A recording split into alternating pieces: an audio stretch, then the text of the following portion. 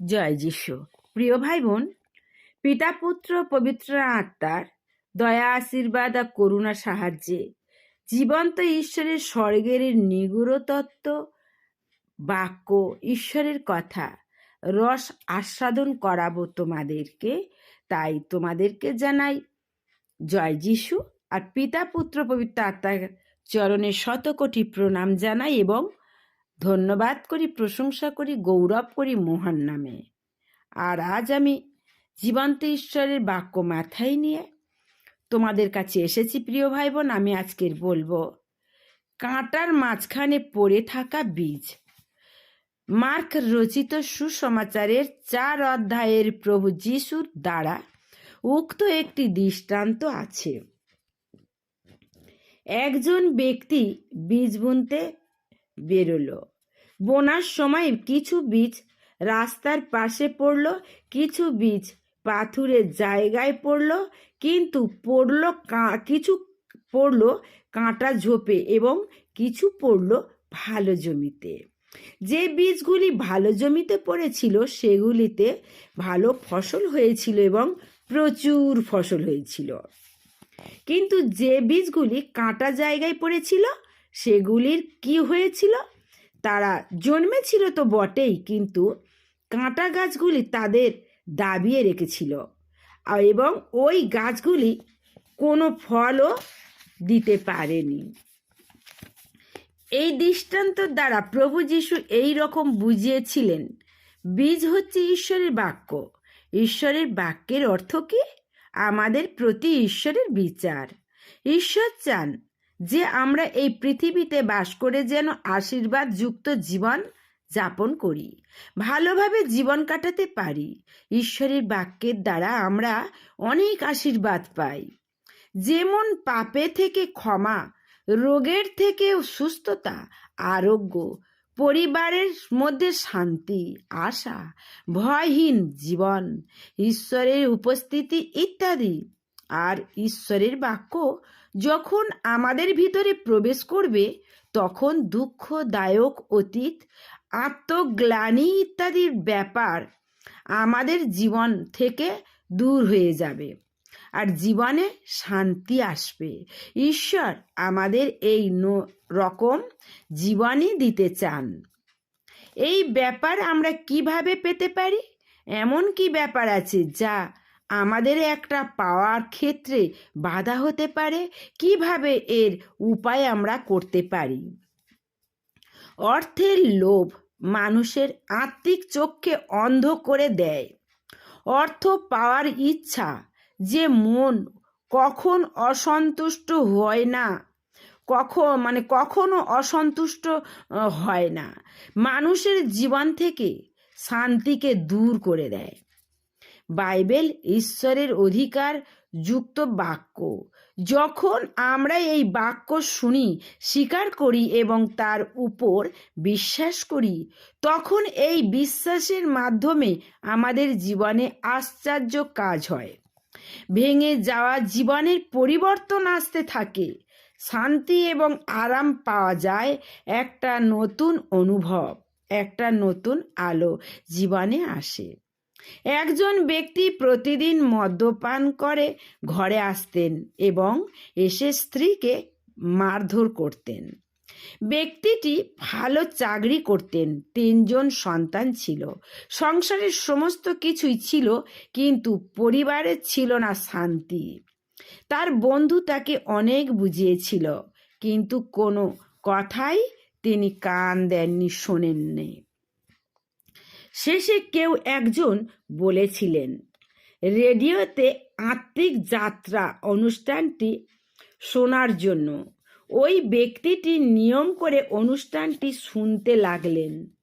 দিন এইভাবেই কেটে যেতে লাগলো। বেশ কয়েক সপ্তাহ পেরিয়ে গেল। একদিন আমি ওই অনুষ্ঠানটিকে বললাম, যদি আপনি মদ্যপান আসক্তি ব্যক্তি হয়ে থাকেন তাহলে পিতা আর পান করবেন না, বইটি কারোর কাছ থেকে নিয়ে পড়ুন। ওই ব্যক্তি কারোর থেকে বইটি নিয়ে পড়েছিলেন। বইটি পড়ে তার জীবনে পরিবর্তন এলো।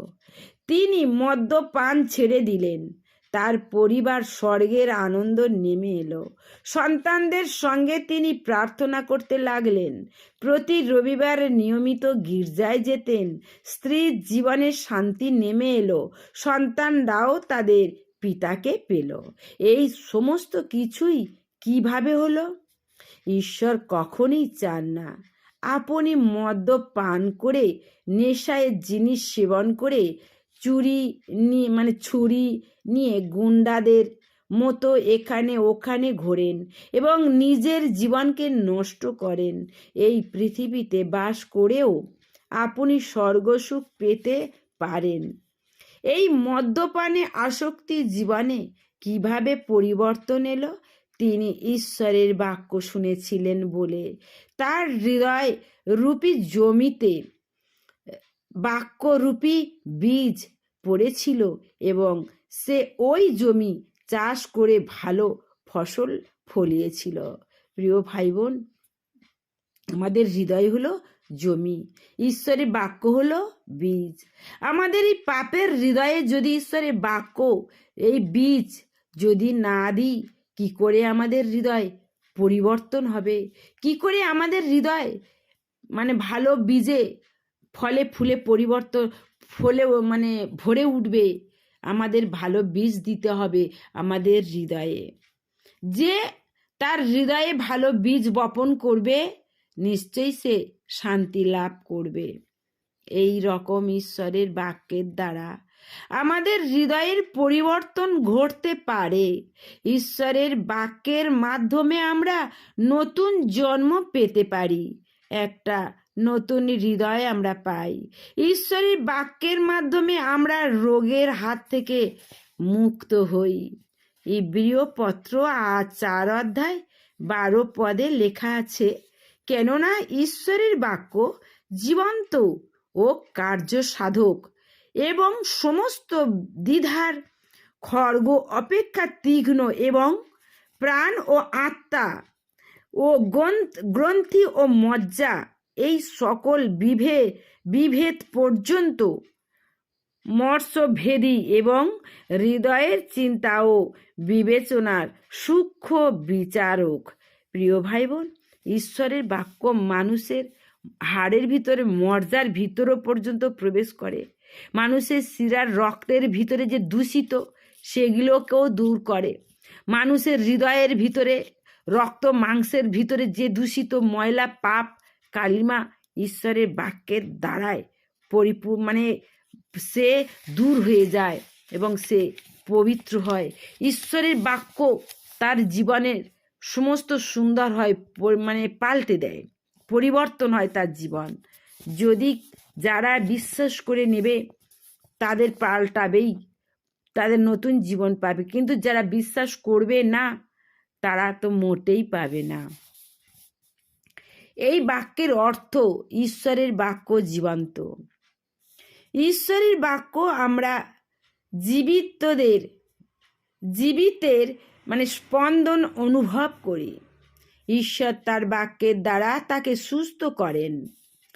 এটাই করেন যে আত্মিক যাত্রা রেডিও অনুষ্ঠানে রুগীদের জন্য প্রার্থনা করার আগে আমি ঈশ্বরের বাক্যের প্রতিজ্ঞাগুলি বলতে চাই। যেমন, আমি সেই সদাপ্রভু যে তোমাকে সুস্থ করতে পারে। তিনি তোমার সমস্ত অধর্ম ক্ষমা করেন, তোমার সমস্ত রোগের প্রতিকার করেন। যখন এই বাক্য হৃদয়রূপী জমিতে পতিত হয়, তখন কিছুক্ষণের মধ্যে ফল পাওয়া যায়। অল্প সময়ের মধ্যে সে যদি দৃঢ়ভাবে প্রার্থনা করে, সে মুহূর্তের মধ্যে সে দয়া পাবে। এই বাক্য কিভাবে হৃদয় বোনা হয়? রেডিওর মাধ্যমে যে বাক্য শোনার হচ্ছে, তার দ্বারা, অথবা কোনো ধর্মীয় পুস্তক পড়ার মাধ্যমে, অথবা কোনো মহাসভায় প্রচার শোনার পরে, অথবা কোনো সুন্দর গানের মাধ্যমে ঈশ্বরের বাক্যরূপী বীজ হৃদয়ে বোনা হয়। কিন্তু অনেকবার বহু মানুষের জীবনে অথবা বাক্য কোনো ফল আনেন না।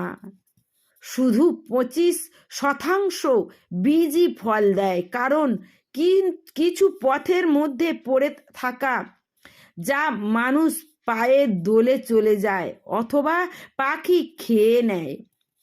কিছু পাথুরে জমিতে পড়ে যেমন জল না পেয়ে বীজগুলি শুকিয়ে যায়, কিছু আবার কাঁটা ঝোপে পড়ে পড়ে আর কাঁটা গাছ বীজগুলিকে দাবিয়ে রাখে এবং তা কখনো ফল দেয় না।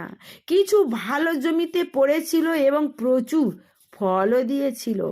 ঝোপের মধ্যে যে বাক্য পড়েছিল তার সম্বন্ধে প্রভু যীশু তার শিষ্যদের বুঝিয়েছেন যে গুলি ঝোপের মধ্যে পড়েছিল তা হচ্ছে যারা বাক্য শুনেছিলেন এবং সংসারের চিন্তা এবং অর্থের ধোঁকা এবং জিনিসের প্রতি লোভ জমা করে ঈশ্বরের বাক্যকে দাবিয়ে দেয় এবং তা নিষ্ফল হয়ে যায়।